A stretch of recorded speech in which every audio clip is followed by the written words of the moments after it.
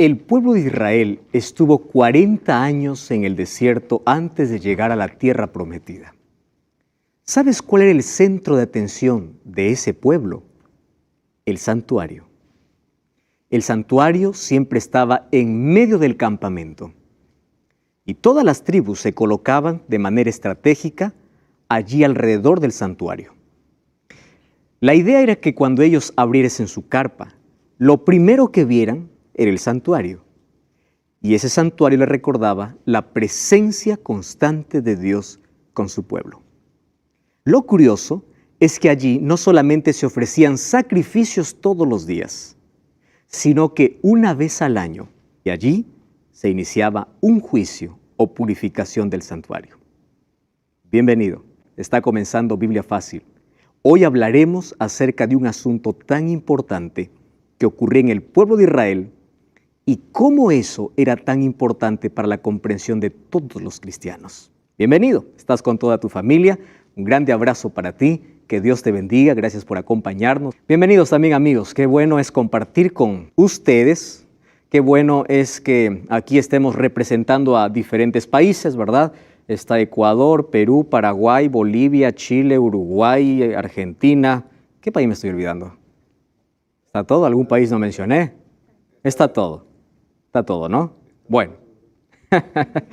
Y bueno, y no solamente este es un programa que mira a personas de Sudamérica, sino también hay muchas personas allá en Centroamérica, Norteamérica, en todo el mundo. En todos los continentes hay personas que nos escriben semana a semana, dando una apreciación muy positiva. Y nos encanta ver siempre esas decisiones tomadas a favor, no de una religión, no a favor de una iglesia, sino a favor de la palabra de Dios.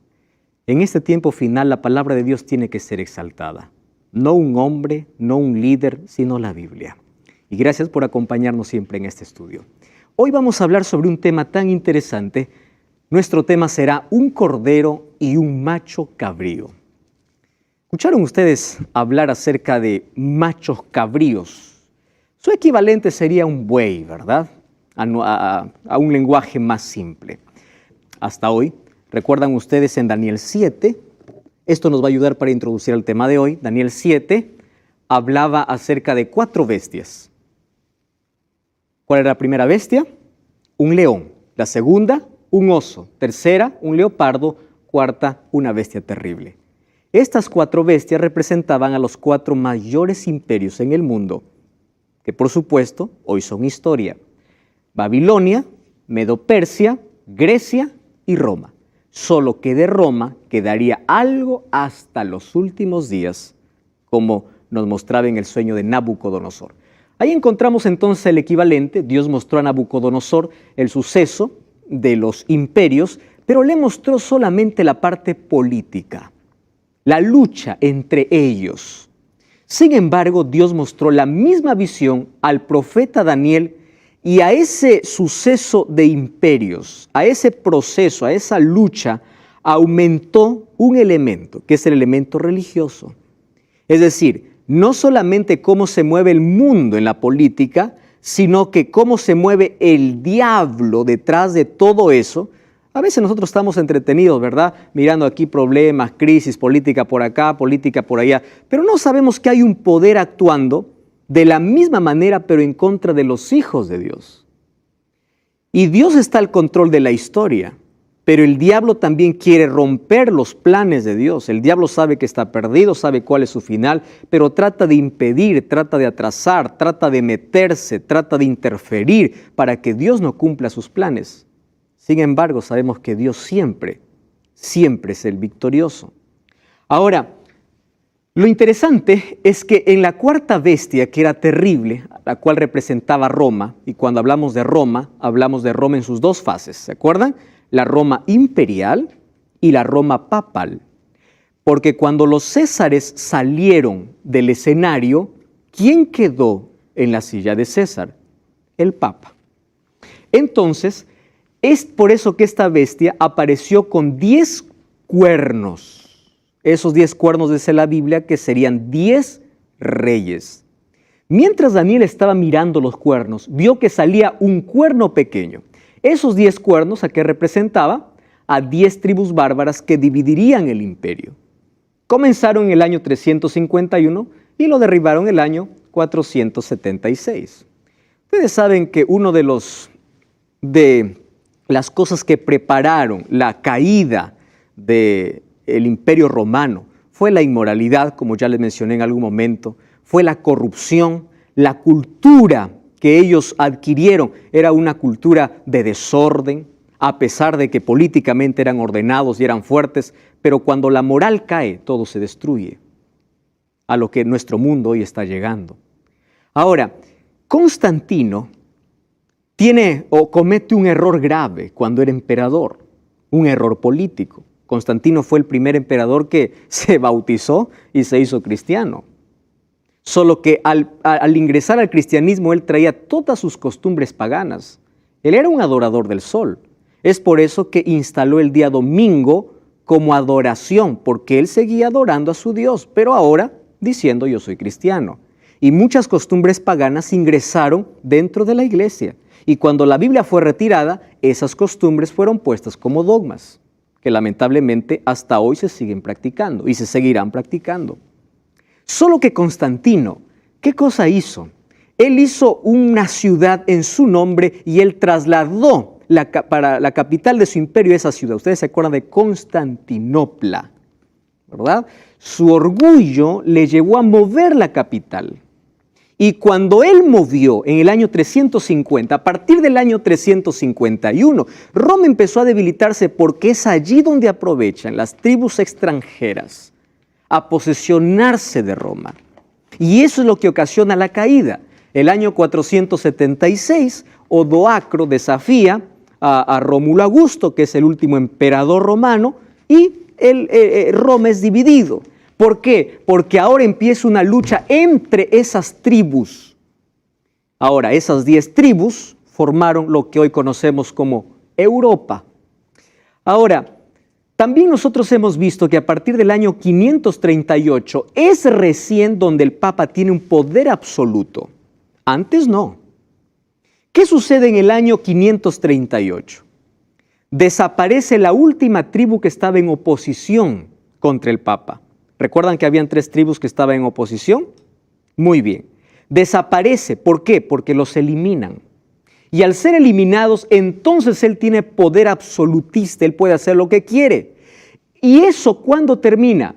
Termina cuando Berthier, el general, toma prisionero al Papa Pío VI en el año 1798. Allí termina. Si nosotros sumamos entonces 538, ¿verdad? ¿Y cuántos años nos falta para 1798? Exactamente son 1260 años. Eso está comprobado, corroborado en la historia. Solo que eso estaba ya profetizado.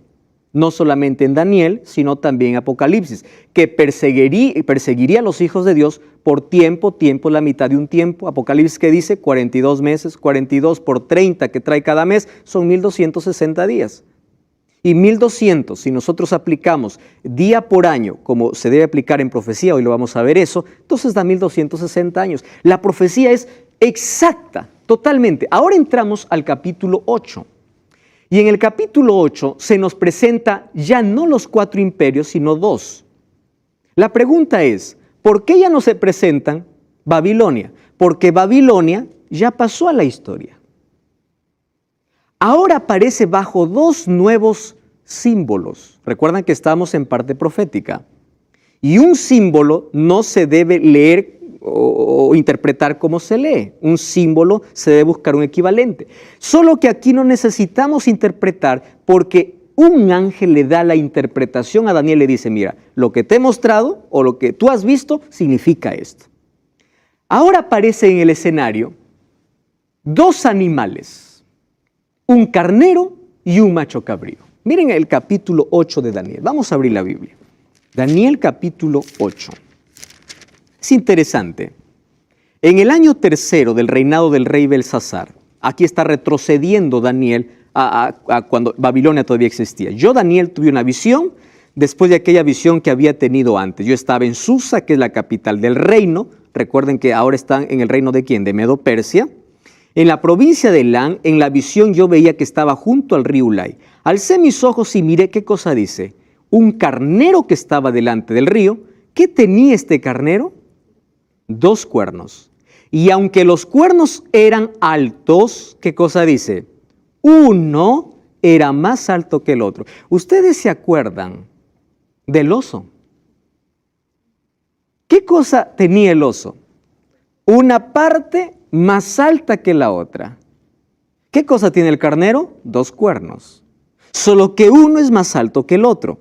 Y el otro creció más. ¿A qué se está refiriendo? A Persia, que creció más que Media. Vi al carnero que hería con los cuernos. Fíjense qué dice. ¿A dónde? Al poniente, al norte y al sur. ¿En cuántas direcciones? 3. ¿Recuerdan que el oso tenía 3 costillas en la boca? Correcto. Ahí están las 3 direcciones. Las 3 conquistas de Media y Persia. A Egipto, a Babilonia y a Lidia. Pero ustedes pueden decir, bueno, ¿y cómo sé de qué representa ello? Vayan al versículo 20. Vamos a dejarnos de misterios. El versículo 20 tiene la interpretación. Dice así: en cuanto al carnero que viste que tenía 2 cuernos, ¿qué cosa dice ahí la Biblia? Estos son los reyes de Media y Persia. ¿Necesitamos aquí crear algún símbolo, decir quién representará? No, está explicado. Entonces, ahora Medo-Persia está representado ¿con qué? Como un carnero, ¿correcto? Solo que aquí, ¿por qué cambia de imagen? Esa es la pregunta. Porque Dios muestra a Daniel un trasfondo diferente. Detrás de la lucha entre Medo-Persia y Grecia, Dios quiere mostrar 2 animales que eran representados en un sacrificio especial que tenía el pueblo de Israel. Ustedes saben que el pueblo de Israel todos los días ofrecía un cordero. Ese cordero, ¿a quién representaba? A Cristo. Es por eso que cuando Cristo muere en la cruz, no necesitamos sacrificar más corderos. ¿Cuándo se sacrificó el primer cordero? Cuando Adán y Eva pecaron. ¿Recuerdan que Dios le dice a Adán y Eva, el día que comen de cierto morirá? ¿Recuerdan eso? ¿Murieron o no murieron ese día? No murieron. Uno dice, entonces Dios mintió. No mintió. Un cordero murió en el lugar de Adán y Eva. Ese cordero, ¿a quién representaba? A Cristo. Desde ahí comenzó un camino de sangre para que el pueblo entendiera que si yo no muero es porque alguien tomó mi lugar, y es Jesús. Un cordero era sacrificado todos los días. Cuando Jesús murió en la cruz y dijo consumado es, se acabó el sistema de sacrificios. Ese es el tipo de ley que fue anulada en la cruz. Ceremoniales, ceremonias. ¿Recuerdan a Juan cuando vio a Jesús qué cosa dijo? Este es el Cordero de Dios que quita el pecado del mundo. El verdadero Cordero de Dios. Ahora, aquí es representado por un carnero que entraba en un día especial. Ahora lo vemos. Vamos a seguir en el versículo 2, ¿les parece? O en el versículo 3 de Daniel 8. No, mejor vamos al versículo 5. Mientras yo consideraba esto, ¿qué cosa venía? Dice, un macho cabrío. Wow. Ahora, ¿quién es este macho cabrío? Del lado del poniente sobre la faz de la tierra, y venía sin tocar la tierra. Y aquel macho cabrío tenía un cuerno notable en sus ojos. Vino hasta el carnero de 2 cuernos que yo había visto en la ribera del río, corrió con furia, lo vi llegar junto al carnero, se levantó contra él, lo hirió con sus 2 cuernos, el carnero no tenía fuerzas para hacerle frente, lo derribó a la tierra, lo pisoteó y no había nadie quien lo defendiese. Versículo 8, el macho cabrío creció en gran manera, pero cuando estaba en su mayor fuerza, de aquel gran cuerno fue quebrado, y en su lugar salieron otros 4 cuernos notables hacia los 4 vientos del cielo. ¿Recuerdan ustedes en la visión anterior un leopardo con 4 cabezas? Aquí que aparece un macho cabrío con 4 cuernos. ¿Y quién es ese cuerno que sale? Vamos al versículo 22 entonces. ¿Qué cosa dice? En cuanto al cuerno, el versículo 21, el macho cabrío, ¿qué cosa dice? Es el rey de Grecia. Y el cuerno que tenía entre sus ojos, ¿a quién es? El rey primero. ¿Y quién fue el primer rey? Alejandro. Ustedes se dan cuenta como cada vez que la profecía se repite hay una mayor luz para su comprensión. ¿Y por qué se repite? Porque aquí van a haber más detalles. Es así como Dios muestra el plan. Cada vez mayor luz, mayor revelación. Primero a pocos, ¿verdad? Para que pueda comprender el ser humano. Ahora fíjense una cosa. Ahí en Daniel 8 vemos entonces una pelea. ¿Entre qué? Entre un carnero y un macho cabrío. Cuando dice que venía sin tocar la tierra, ¿recuerdan ustedes que el leopardo cuántas alas tenía? 4. ¿Qué significaba las alas? Velocidad. Cuando dice que venía sin tocar la tierra, ¿qué decía? Era imparable. Alejandro con 35,000 soldados empezó a conquistar en medio de 10 años casi todo el mundo antiguo. Se hizo un imperio poderoso. Ese cuerno visible entonces se trata de Alejandro. Alejandro tuvo 3 batallas antes de vencer al rey de Media, la batalla de Granico, de Isos y de Arbela. En el año 331 pisoteó literalmente a Medo-Persia, aunque tenía más de 1 millón de soldados. Lo pisoteó. Entonces, en esa lucha encontramos a 2 imperios. Babilonia ya está en la historia. ¿Qué imperio está? Medo-Persia y Grecia. Correcto. Ahora, miren cómo lo pisoteó. Alejandro derribó por tierra, los pisoteó sin que nadie lo auxiliase. Como dice la Biblia, Susa fue saqueada. Persépolis, la capital de los persas, fue despojada y quemada. Para llevar las riquezas se necesitaron 10,000 mulas y 5,000 camellos. ¿Qué cosa les ofrecía Alejandro a sus soldados? Riqueza. Y miren la riqueza que había allí. Llevó de Susa, solo de Susa, 1,180 toneladas de oro. ¿Qué les parece? No hubo nadie quien lo defendiese, dice. Lo saqueó. Lo arruinó, lo derribó, desapareció allí en la batalla de Arbela en el año 331. Allí Medo-Persia pasa una vez más a la historia. ¿Y quién es el imperio que ahora brilla? Grecia. Ahora, ¿qué cosa sucede? Después Daniel 8:8 dice, cuando el macho cabrío se engrandeció, estando en su mayor poderío, ¿a los cuántos años comienza Alejandro? A los 25 años. Y cuando estaba en la mayor fuerza, ese cuerno, ¿recuerdan el cuerno que tenía en los ojos que significaba el rey primero? Fue quebrado. Y en su lugar crecieron 4 visibles hacia los 4 vientos del cielo. ¿A los cuántos años murió Alejandro? 33 años. Rindiendo adoración a su dios Baco, que era el dios del licor. Un día se emborrachó tanto y dijo, yo voy a tomar una copa de vino o un vaso de vino por cada ciudad conquistada. Enfermó y murió. 33 años, en la mayor fuerza. Murió. Solo que cuando murió, él no tenía heredero. Apenas tenía un hijito que venía en camino, que nació después que él murió. ¿Quién fue puesto allí para gobernar en el imperio griego?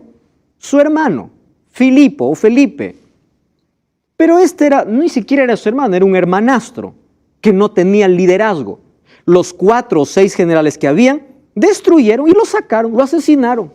Entonces hubo una disputa entre los generales, les conté la historia, ¿verdad? Uno sobresale llamado Antígono. Antígono dice, ahora yo voy a pelear con todos, y ya lo estaba logrando. Le dice a su hijo Demetrio, mira, vamos a gobernar en corregencia, tú y yo vamos a gobernar. Cuando él está a punto de proclamarse rey, los 4 generales se declaran reyes en 4 ciudades diferentes. Entonces, ¿qué sucedió? Antígono se suicidó, Demetrio huyó y el imperio quedó dividido en 4. Ahí está entonces los 4 vientos del cielo. Entonces, ahí encontramos la interpretación. El mismo ángel le dice quién es el carnero y quién es el macho cabrío. Fíjense lo que dice ahora en el siguiente versículo. Vamos a leer el versículo 8, versículo 9. Versículo 9, dice así. De uno de ellos salió un cuerno pequeño. ¡Wow! Aquí uno puede decir, entonces salió de Grecia, porque dice, de ahí salieron 4 cuernos que representan los 4 generales griegos. Pero ojo lo que dice, aquí presten atención. ¿Hacia dónde fueron los cuernos? Hacia los 4 vientos del cielo. ¿Qué está haciendo referencia? 4 direcciones diferentes. ¿Correcto? Ahora dice, no dice de uno de los cuernos. ¿Cuál es la última palabra que aquí menciona? Vientos. Entonces, de uno de ellos, ¿de qué está hablando? De uno de los vientos. ¿Qué cosa era vientos? ¿Recuerdan ustedes? Guerras. ¿Recuerdan en el capítulo anterior que vimos sobre símbolo? De una de esas guerras, de esos conflictos, salió un cuerno pequeño. No salió de los 4 generales, sino de entre esas guerras por el poder. Vino un cuerno pequeño que creció mucho hacia el sur, hacia el oriente y hacia la tierra gloriosa. ¿Saben a qué llamaban tierra gloriosa? Al pueblo de Israel. Dios lo había llamado tierra prometida. Entonces aquí está hablando de Roma imperial, que está conquistando de manera horizontal, es decir, territorio. Esta es la Roma imperial. Versículo, ¿qué dice el versículo 10? Creció hasta llegar al ejército del cielo y parte del ejército de las estrellas se echó por tierra y las pisoteó. Wow, aquí no está hablando ya de la Roma imperial. Es decir, su expansión fue horizontal por territorio y luego vertical. ¿Por qué? Porque ahora se atrevió a ir ¿contra quién? Contra Dios. Contra el ejército del cielo, parte del ejército y de las estrellas. Ustedes saben qué significa estrellas en la Biblia. Líderes cristianos. Estrella también representa a los ángeles del cielo. Dice, los echó y los pisoteó. ¿De qué está hablando? Del cuerno pequeño. Aún se engrandeció frente al príncipe de los ejércitos y ahí está la palabra que queremos ver hoy. Hasta que fue quitado, ¿qué cosa dice? El sacrificio continuo y el lugar de su santuario fue echado por tierra. Ahora, pregunto aquí. Vamos a ver a nuestra comprensión, ¿verdad? Primero, Roma se expande de manera horizontal. Luego, ¿contra quién? Contra el cielo. Y cuando estaba peleando contra el cielo, sobre el cuerno pequeño, que aparece una vez más con las características que ya vimos anteriormente. Entonces nosotros ya identificamos a quién se refiere cuando hablamos de cuerno pequeño. ¿Qué cosa es cuerno? Poder, ¿correcto? Muy bien. Se dice pequeño por la manera como inició, pero luego se engrandeció tanto que incluso quiere destronar a Dios, o en su mente destronó a Dios. Se engrandeció hasta el ejército del cielo, y la palabra que aquí nos llama la atención dice, y quitó el sacrificio. Luego vamos a ver las otras expresiones, porque ahí dice, tiró la verdad por tierra y prosperó. Ya les mencioné cómo tiró la verdad por tierra. Y lo curioso es que prosperó. Ahora, ¿qué más dice?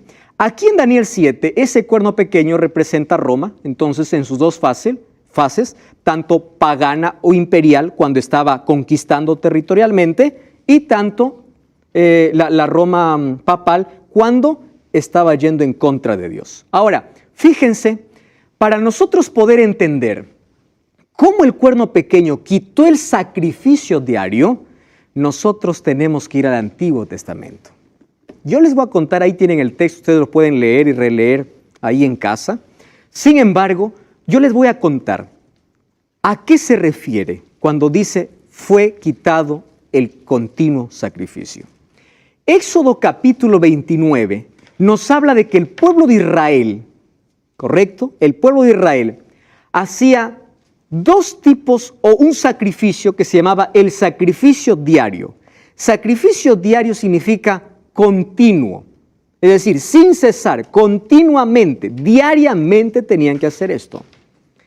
Ahora presten atención, ¿en qué consistía ese sacrificio? Ese servicio diario se podía subdividir en dos, una ofrenda por el pecado y una ofrenda por el pueblo. Ahora, presten atención. ¿Quién mató el primer cordero? Dios, en el jardín del Edén. Pero cuando estaba en el desierto, Dios quería enseñar a su pueblo a través de imágenes. Ustedes saben que nosotros aprendemos escuchando, viendo y haciendo. Y cuando uno ve, aprende, ¿verdad? Dios es tan maravilloso que empieza a explicar la salvación a través de dibujos, para que nuestra comprensión sea un poquito mayor que si solamente nos hubiese dicho. Y dice, haz un santuario. Eso les conté al comienzo. Y ese santuario tenía un modelo del modelo que estaba en el cielo. Eso veremos en el próximo capítulo. Cuando Moisés elabora el santuario, ese santuario tenía un atrio, que era la parte de afuera, ¿correcto? Un atrio. En ese atrio había un altar y un lavatorio. Luego había una puerta, cortina, y estaba el primer compartimento que se llamaba lugar santo. ¿Están entendiendo ahí?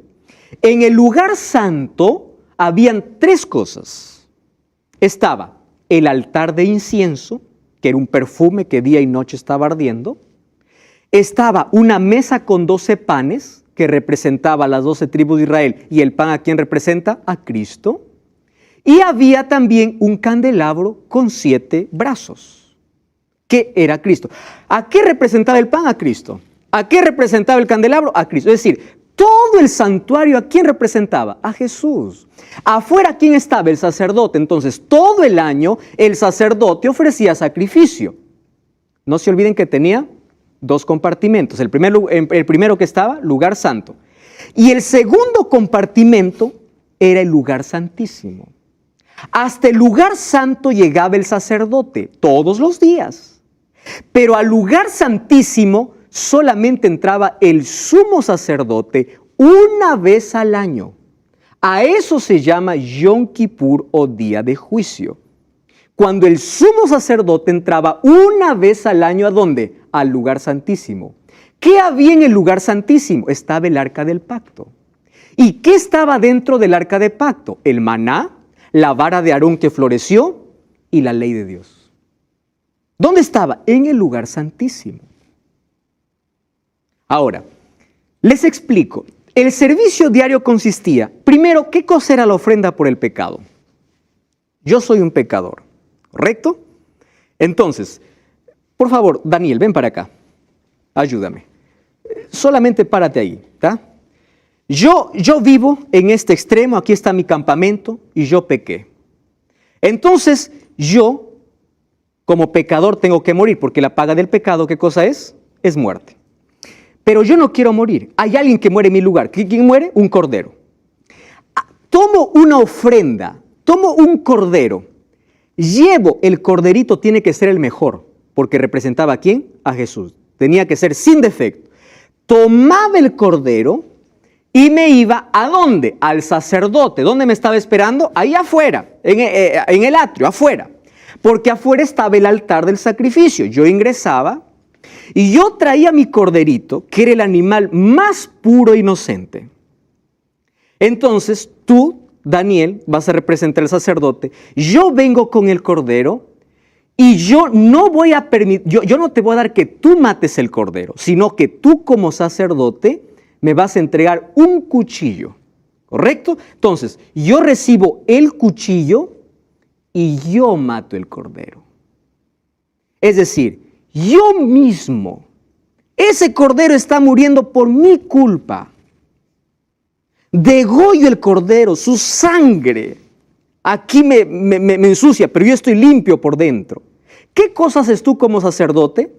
Tú tomas la sangre del cordero y ¿a dónde te diriges? Al lugar santo, ¿correcto? Ahí en el lugar santo, junto a los cuernos del altar donde estaba el altar del incienso, esparces la sangre. Tú sales y cuando yo estoy esperándote aquí, cuando tú sales, dices, solucionado. ¿Qué quiere decir? Antes de que yo mate el cordero, ¿sabes qué cosa ocurrió? Yo cerré mis ojos, recuerda que tú eres sacerdote, yo cerré mis ojos y puse mi mano encima de la cabeza del cordero. ¿Qué cosa estaba haciendo? Confesando mi pecado. No te confesaba a ti. ¿A quién confesaba? Al cordero. Entonces mira, ¿cuál es tu función? Mi pecado era transferido ¿a dónde? Al cordero. Tú tomabas la sangre y ¿a dónde metías el pecado? Al santuario. Entonces mi pecado iba de mi pecado al cordero. El sacerdote todo lo que hacía era tomar esa transferencia y ¿a dónde lo llevaba? hacia el santuario. Gracias, Daniel. Ahora escuchen lo siguiente. Así funcionaban las cosas. Además, el sacerdote, ¿qué cosa era lo que hacía todos los días? Ofrecía un sacrificio todos los días, en la mañana y en la tarde. Ustedes recuerdan que Daniel oraba 3 veces al día. ¿Y oraba en dirección a dónde? ¿Por qué? Porque era hora de sacrificio. ¿Y por qué sacrificaba el sacerdote un cordero? Por aquellos que estaban tan lejos y no podían venir. Ahí había un cordero sacrificándose por ellos. Por aquellos tan pobres que no tenían algo que traer. Ahí había un cordero sacrificándose. Eso era ¿qué cosa? El servicio diario. ¿Comprenden? Ahora, mi pecado era transferido ¿a dónde? Al cordero. El sacerdote lo transfería ¿a dónde? ¿Dónde paraba mi pecado entonces? En el santuario. Entonces el santuario funcionaba como un tipo de almacén. ¿Correcto? Todos los días ingresaba simbólicamente el pecado. Eso era símbolo. Allí el sacerdote ingresaba, colocaba la sangre, volvía y era perdonado. Y ese cordero representaba a Cristo. Ahora, ¿qué sucedía entonces? Como todo el año entraba pecado al santuario, ¿qué necesitaba el santuario? Ser limpiado, ser purificado. Esa purificación se llamaba expiación o día de juicio. ¿Comprenden ese asunto? ¿Por qué día de juicio? Ese día era diferente. Allí no actuaba el sacerdote. ¿Quién entraba en escena? El sumo sacerdote. ¿Qué hacía el sumo sacerdote? Él traía un becerro, traía un carnero y primero tenía que purificarse él, pedir perdón por él y por su familia. Porque él ahora no ingresaba al lugar santo, sino ¿a dónde? Al lugar santísimo. ¿Y qué descendía al lugar santísimo? La Shekinah, la gloria de Dios. Ahí estaba Dios. Entonces el sumo sacerdote tenía que purificarse. ¿Qué cosa ocurría ese día? ¿Por qué era diferente? De paso, había un solo día al año y ese día tenía que hacerse. Era el 10º día del 7º mes, que era el mes de Tishri. Para nuestros días sería el 22 de octubre de nuestro calendario. Esa era la fecha. Recuerden que este es calendario judío, nosotros tenemos el calendario gregoriano. ¿Correcto? Ahora, ese 22 de octubre era día de expiación. ¿Qué sucedía entonces en el servicio anual? Esos los detalles están en Levítico capítulo 16. En ese servicio anual traían 2 machos cabríos y echaban suertes.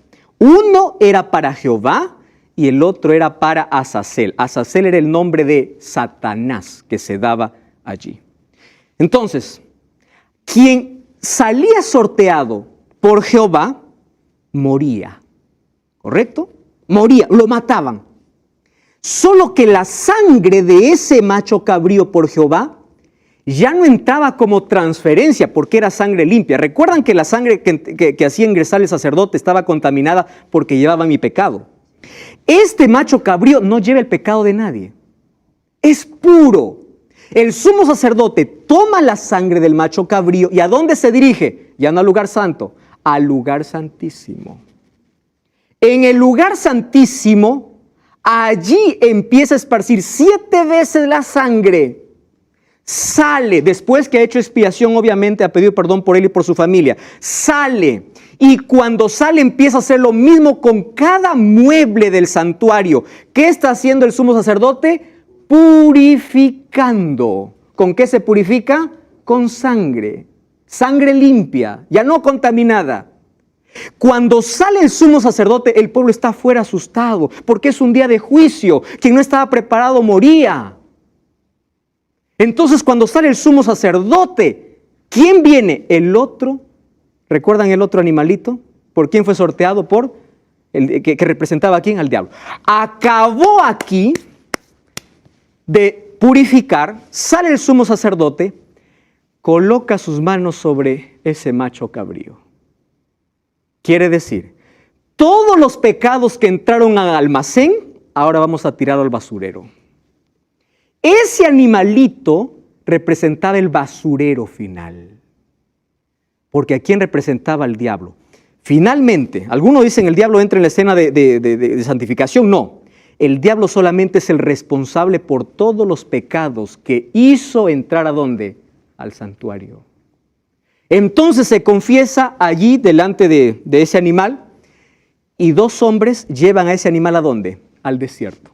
Muy lejos. Y ahí tiene que morir ese animal. ¿A qué representa eso? A Satanás cuando se queda preso aquí en este mundo por 1000 años, recuerdan en Apocalipsis 20. Esa es la manera como Dios erradica el pecado. Así los enseñaba al pueblo. Ahora fíjense, en ese día de purificación, en ese día se santificaba o en ese día se purificaba el santuario. ¿Qué cosa hizo el cuerno pequeño? Tiró. ¿Qué significa tirar? Sacar. ¿Por qué? Porque él instituyó un propio santuario cuando ya no era necesario. Cuando Cristo murió, acabaron los sacrificios, acabaron los sacerdotes. Pero el cuerno pequeño hizo su propio santuario y echó por tierra porque falsificó el sistema del santuario. ¿Cómo lo falsificó? Ahora, Cristo era quien perdonaba pecados, ya no un cordero ni un sacerdote. Entonces, ¿qué cosa hizo el cuerno pequeño? En lugar de dirigir a la gente hacia Jesús, ¿a quién lo dirige? A un sacerdote humano.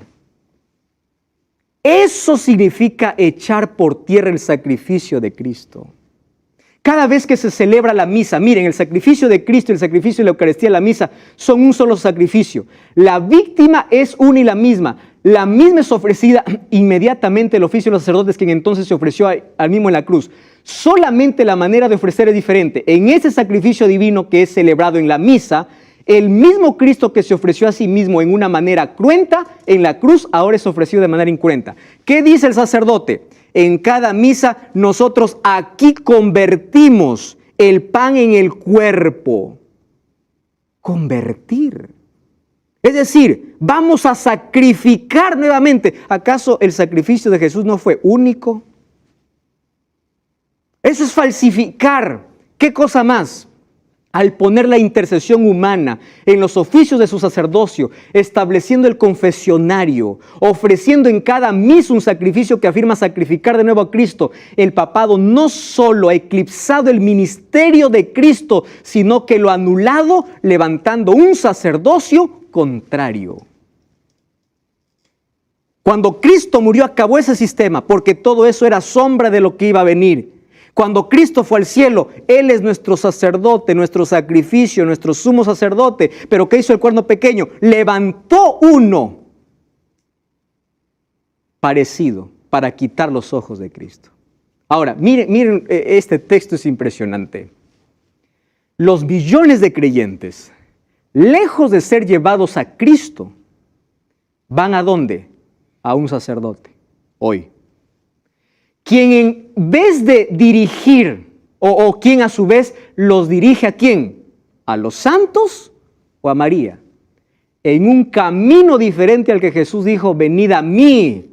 No dijo, anda Pedro, anda Pablo, anda María, ven a mí. Jesús dijo, nadie viene al Padre sino por mí. No dijo, nadie viene al Padre primero que otro interceda. Por mí, yo soy el intercesor, dice Jesús. Todas estas acciones sustitutorias sacerdotales, papales, contrarias a la que Cristo realiza en su santuario, son las que han echado por tierra el lugar de su santuario. ¿Y qué cosa han hecho? Los han contaminado. Entonces, lo mismo que ocurrió en la tierra con la contaminación del pecado, el sistema papal, al echar por tierra la verdad, ¿qué cosa contaminó? El santuario en el cielo. Entonces, así como se purificaba el santuario en la tierra, era necesario que una purificación del santuario, ¿dónde? En el cielo. Eso vamos a ver en el próximo capítulo. Porque ahora Cristo va como sacerdote. Y no solamente va a actuar como sacerdote, sino también como sumo sacerdote. Al nombrarse pontífice máximo, vicario hijo de Dios, consuma su atrevimiento contra Cristo mismo. Miren lo que hace. Anula su intercesión. Trae al suelo el ministerio de Cristo. Cristo es atacado de forma atrevida en su santuario, anulado y pisoteado. Es así como se consumó la abominación desoladora, adulterando todas las verdades tocantes a la salvación provista por Dios mediante el sacrificio de Jesucristo. Eso es lo que la Biblia llama abominación.